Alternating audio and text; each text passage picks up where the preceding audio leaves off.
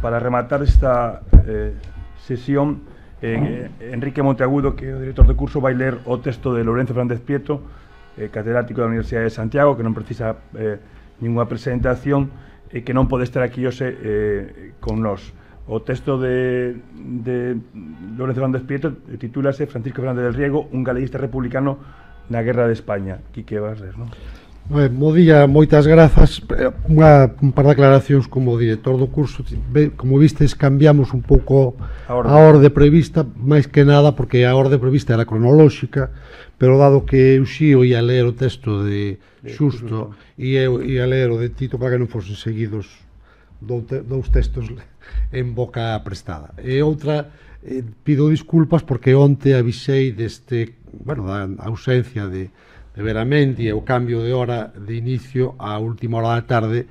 Realmente pensaba que estaban todas as persoas que participaban no curso aquí, pero algunha xa se ausentara e lamento moito que tivo que vir pensando que comezaba ás 9:30 cando decidíramos comezar ás 10:30. Dito isto, vou ler o texto de Lourenço Fernández Prieto, Francisco Fernández del Riego, un galeguista republicano na Guerra de España. Logo de agradecer o convite, dous asuntos importantes. O primeiro, desculparme porque obrigas académicas no Tribunal de TFMs do mestrado de Historia Contemporánea impídenme acompañarvos hoxe en Vilanova nesta mesa redonda como tiña previsto e máis comprometido. O segundo, cumprimentar os meus compañeiros de mesa e máis o caro amigo e colega Xusto Veramendi, que debeu de precedernos. E eu agradezo desde a dirección do curso o esforzo de Xusto e de Lourenço Fernández Prieto por, polo menos, permitirnos que o programa académico sexa completo enviándonos estes textos. O que aprendimos este ano de Del Riego. Contra o que se afirma non difumina, senón que define, non escurece, senón que clarexa. A condición é enfocar ben, procurar boas fontes e facerlles boas preguntas baseadas máis na procura do descoñecido ca no prexuízo do asentado. A alteridade e o método poden abrirnos o coñecemento do pasado moito mellor do que unha enganosa ollada directa, nos permite coñecer un presente en movimento e camuflado pola ausencia de perspectiva.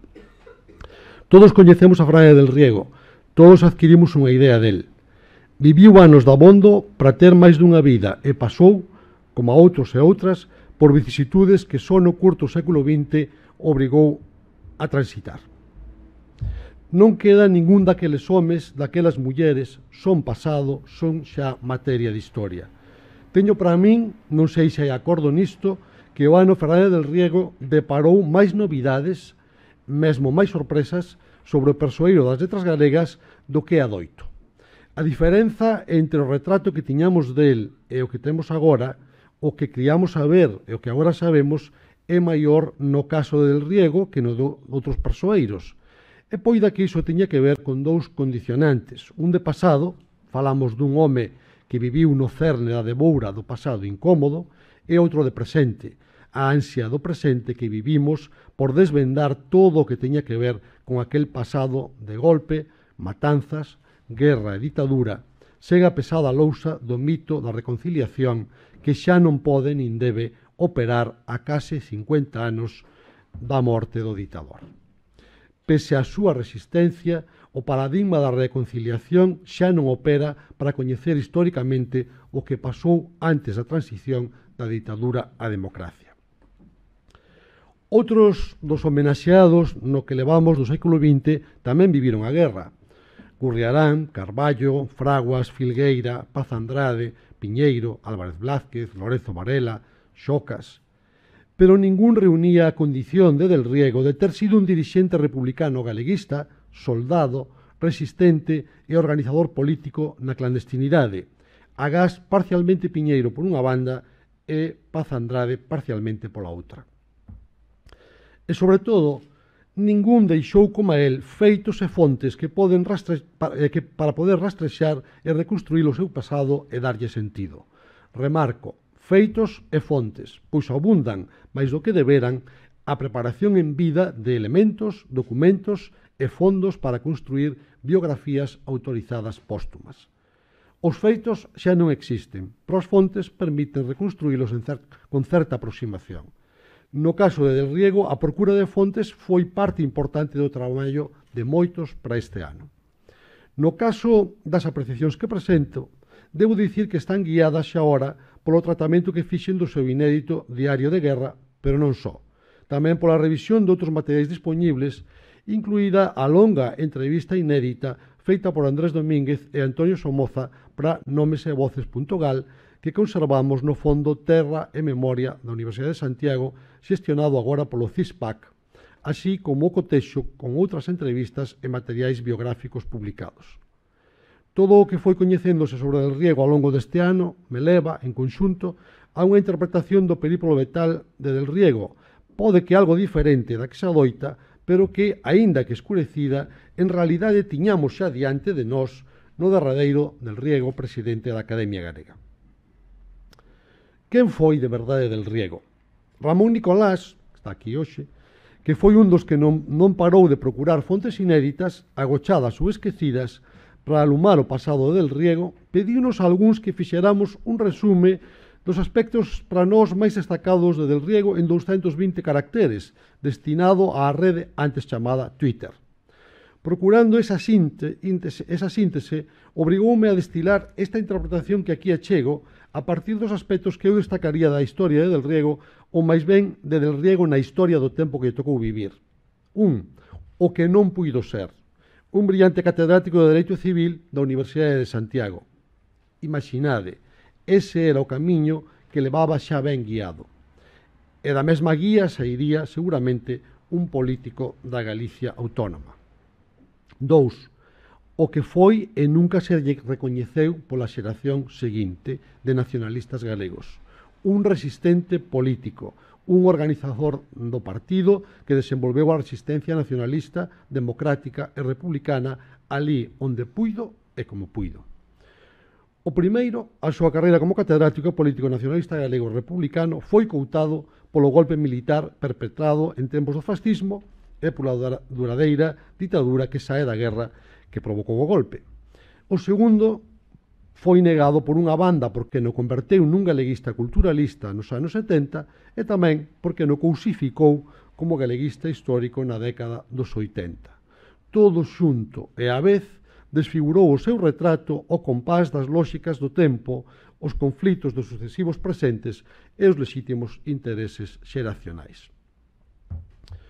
O mellor retrato de Del Riego ten máis que ver co que puido ser pero non foi, e tamén co que foi e nunca se lle recoñeceu e hoxe podemos identificar. O seu foi un perfil escurecido pola fuxida, confundido polo recrutamento, esvaído polo medio do que escapa da matanza, agochado pola clandestinidade do que sempre está perseguido, pero definido polo rastro do que non para de facer cousas propias do resistente, ata que chega o tempo dos novos resistentes que el mesmo alenta, aínda que non o vexan nin o recoñezan, porque carezan das condicións para ter en memoria. Na Galicia nin se mantén a bella organización como en Euskadi, tamén ali superada polas novas, nin se crean varias novas e se recuperan as bellas organizacións como en Cataluña. Non había para a nova xeración de resistentes antifranquistas galegos moitas condicións para recoñeceren en Del Riego e noutros a memoria do nacionalismo galego republicano. Non é este o sitio para discutir as diferenzas entre as tres sociedades e as súas organizacións políticas. Si para constatar que, mentres que en Euskadi e Cataluña o golpe fracasou e houbo guerra e memoria contra o fascismo, en Galicia houbo un golpe militar rápido e triunfante, matanzas e persecucións. Á vez, a resistencia armada prolongouse máis que en ningures e durou 2 décadas, pero nin hoxe aínda tomou corpo na memoria democrática do presente. E tamén este é o sitio para afirmar que as diferenzas da resolución do golpe de xullo de 1936 nos distintos territorios teñen menos que ver con condicións estruturais e capacidades políticas e de movilización social que coa continxencia da propia acción golpista e a súa capacidade para impoñerse militarmente.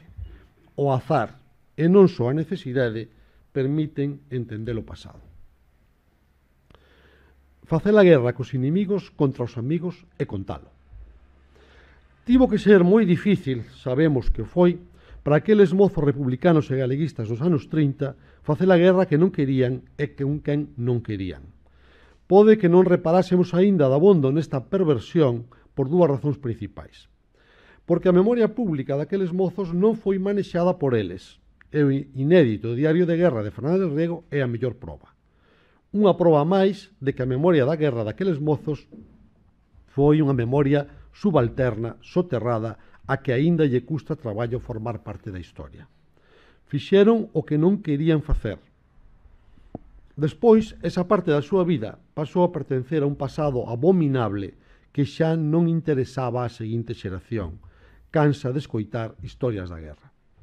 Se os fillos dos vencedores cansaron de escoitar a historia dos seus pais, mentre se beneficiaban da posición que lles daban, como lembra Bartolomé Calvero, imaginade que perderan case todo, menos a vida. Aquela memoria da guerra dos vencidos foi pasando a formar parte dun pasado que se quería agochar porque era incómodo, posiblemente máis por tratarse dun pasado non querido que polo que cada quen fixera. Quen eran eles? Aqueles soldados a forza nunha guerra que nunca quixeron e que tampouco nunca esperaron, provocada por uns poucos militares golpistas. Estaban entre os vencedores, entre os vencidos que fixeran a guerra cos vencedores. O Diario de Guerra de Del Riego danos pistas para reforzar algunhas respostas a estas preguntas. A segunda razón ten que ver cos verdugos, o exclusivo e compacto grupo de protagonistas que acapararon a memoria da guerra dende aquela vitoria de 1939 que nunca foi paz, ata a morte do ditador de 1975. Foron os golpistas de 1936, os perpetradores, quen manexaron a memoria colectiva dende o mesmo momento da matanza e as persecucións iniciadas por eles en xullo daquel ano e despois, subidos ao oscuro e longo poder de 4 décadas. Os golpistas de xullo, que eran poucos e sabíano, tiveron razóns poderosas para facer da memoria do pasado un elemento central do seu poder. Empezaron illados en Pamplona, Burgos, Valladolid, A Coruña, Salamanca, Canarias, Marrocos, Cádiz e Sevilla. Sen apoios sociais nin políticos e con moi pouco poder militar, rebelados contra os seus propios superiores xerárquicos territoriais, a única forma de converter en éxito o seu previsto fracaso inicial foi provocar a radical fractura da sociedade en dous bandos por medio da violencia. Usando o método do escuadrismo fascista ou das milicias nazis, pero sincopado no tempo e multiplicado na dimensión da violencia, entre os meses de xullo de 1936 e abril de 1937, con sucesivas e moduladas prolongacións posteriores, De certo, a dimensión da matanza perpetrada polos golpistas de 1936 contra os seus compatriotas escandalizou os fascistas italianos e tamén os militares nazis, porque precedeu as atrocidades que eles cometerían uns anos despois, pero estes contra os que consideraron razas inferiores e contra a resistencia das zonas ocupadas na posterior Guerra Mundial. Desde o verán de 1937, o esforzo bélico dos sublevados parou temporalmente a matanza e a persecución na retagarda, a prol do recrutamento para a guerra total.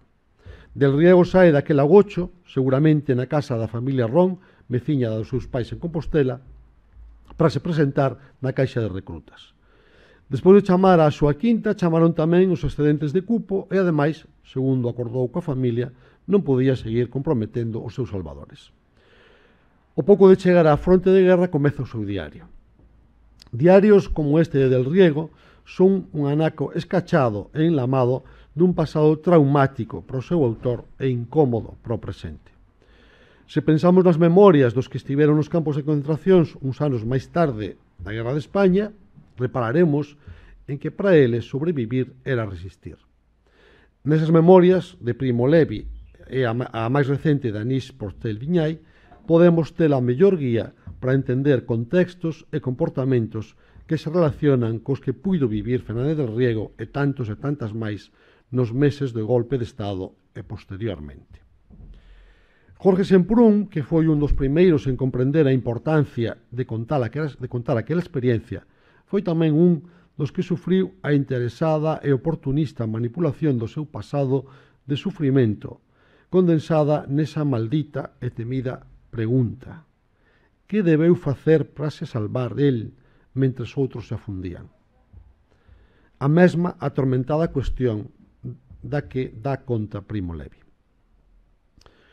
Unha das trapelas da aínda dominante memoria dos verdugos é seguir obrigándonos a pensar o que fixeron aqueles homes e mulleres fora do contexto temporal e territorial.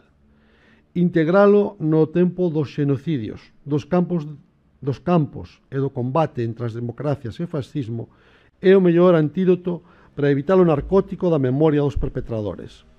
Para entender de que nos fala del Riego, temos que integrar o seu diario no contexto, como el mesmo fai. Esa é, por acaso, unha das máis interesantes leccións deste diario. E con isto remato e agardo ter aportado algúns elementos para a discusión sobre quen foi del Riego, quen lle negaron ser e máis sobre o contexto no que debe ser entendido o home que foi antes de 1975 e despois. Grazas.